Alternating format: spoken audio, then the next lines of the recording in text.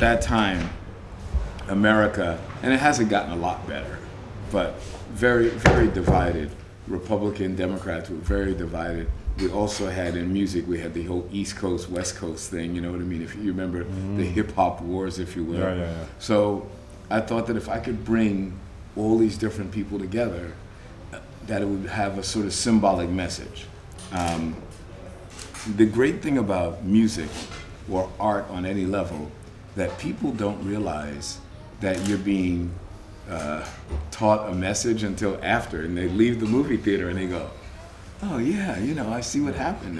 You know, I think it's some of the best movies where you watch a person change. You know, they start out one way, they're filled with hate, and the next thing you know, at the end of the movie, they love the person. That's really what we were trying to do. We were trying to do messaging through entertainment. It's really that simple. You know, so I'm not trying to be overly simplistic, but it really is that simple. Yeah. That if you just, you know, if you just show a person, you just show a person a little something about your religion, about your practice, your beliefs, your music, your language, whatever, your style. They just ask you the question, and there's a reason for it. All of a sudden, it doesn't sound so bizarre. A lot of people ask me, hey, Nile, how come all the time I see you, you're wearing you know, white sneakers even in the winter? And I said, well, because I had cancer, and my exercise, my main exercise is walking.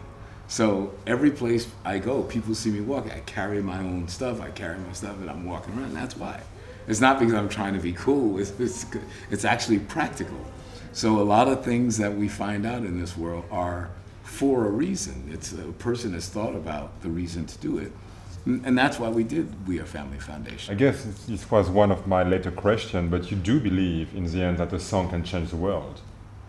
I believe that, yes. Since we started this organization, the amount of stories that I've heard about just this one song, about We Are Family, has blown me away. I mean, everybody from Nelson Mandela telling me about hearing the song in prison when South Africa was still under apartheid.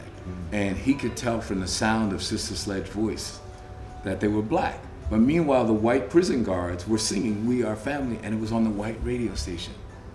We don't think about this. Talk about irony. This is huge. Yeah. This is, to him, to President Mandela, this was huge. It was, so when we first met and we were talking about this, he said, you don't know what this meant. I'm in prison and I'm seeing white prison guards singing with black girls talking about they're gonna be a family. Yeah. And I'm thinking, I just wrote that song for Sister Sledge about their family. It was just, you know, I had no idea it would last 5 years, 10 years, 20 years, 30 years, resonate throughout the continent of Africa, resonate, you know, in Australia, as I said, or New Zealand, or Albania, for example.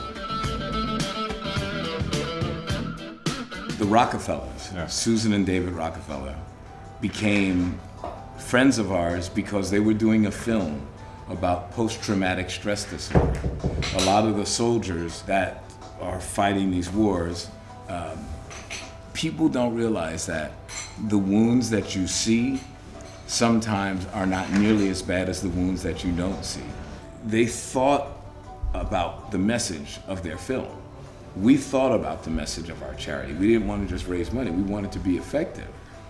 When we got together, she asked me if she could have the rights to the song We Are Family for her film. And I said, I'd be happy to give those rights to you. Now, it was an interesting challenge to give her that song and to do whatever I had to do on the back end to give it to her. And we realized that we were similar type of people. Now, here's the Rockefellers, you know, one of the richest American families ever, and, you know, old money, as we say. And here's me, a guy from maybe one of the poorest American families. And but meanwhile, once we start talking, we realize that there's not much distance between us. And what's really funny is that now one of my best friends in the world is David Rockefeller and Sue Rockefeller. We go on vacation together, we play games together. We realize that we love similar type of music. He's a big patron of the arts of classical music. Well, I studied classical music. He had no idea about my musical background. So once again, it's just as soon as you start talking to someone and explain, like I said, when I explain it why I wear white shoes, because it's practical, when we start to talk, people go, ah, there's a reason why they do what they do. So I gave her the song for that film, and our relationship just kept blossoming. And then she would do other documentaries, and I'd get involved. And then when she was doing her project now, because they're into saving the oceans. Well, a lot of the kids in our organization, We Are Family, I didn't get to this part. So I told you how we started out. We started out with the first music video, then we did the second video, then we built schools. Then after we built schools, we started doing poetry programs in hospitals. We started doing work in hospitals. Then we realized the most effective group that we felt was being overlooked in the charity world were teenagers. So we started to concentrate on teenagers, and we started an organization called TEDx Teen. We started an organization called 3.Dash, which was Morse code, 3 dots and a dash, the symbol for V, the letter V, peace sign. And 3.Dash and TEDx Teen have now become almost the bedrock of our organization. The other programs still exist, but the big programs now are us focusing on teens. And our teens have moved the ball down the field, if you will. Well, that's American football, but have taken our organization from here we did a lot of great stuff in the beginning with the schools. They're all fantastic, but the teen program has gone from there to here. They've affected millions and millions and millions and millions of people, and that organization and those two organizations just keep growing under the umbrella of the We Are Family Foundation. So when the Rockefellers were working on their last project, they had formed a relationship with Gerard Perregaux, and they talked to them about their relationship with us, and somehow they liked what we were doing. And they sponsored this event that we did in New York with the Rockefellers, and they saw our children, and they saw what our children have done, and they're just like, oh my God. Now I start to talk to them, and I start to meet the people at Gerard Perregaux and find out that the backbone of their company is teaching young people how to make watches like this. That, like the older people are starting to fade away, so you need to have a new generation. Yeah. So I started meeting the young people, these young people with yeah, and I'm thinking, wow, I as a consumer, you just think about the product. You don't think about the craftsmanship and the art, and also the apprenticeship, right? The young people coming up, and that was almost exactly the same as our organization. Once we started to concentrate on those teenagers, the people who actually were changing the world, the people who were actually working on programs that were getting results, we realized that our organizations, even though they were a watch company and we were a charity, were doing a lot of the same stuff. And when you look at the films of their factory and you look at the films of our kids, it's not much different. It almost looks the same. You could take some of the same people and just superimpose them.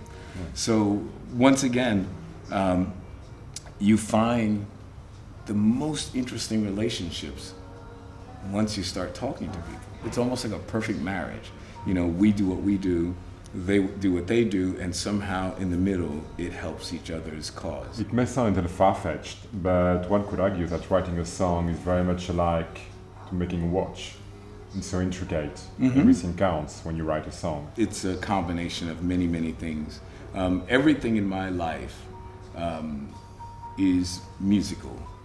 I can express everything I see in music. I hear music all the time. So when I'm writing music, I have a lot of influences that I can call upon, because everything looks like music to me. Cameras look like music, people look like music, clothing looks like music, food looks like music. So I can get an idea from almost anything we do, which is why I'm able to work with so many different people. And have you ever dreamt a song? I've dreamt maybe 4 or 5 songs that I can remember, but only one that was a hit. It was a song by Chic called I Want Your Love.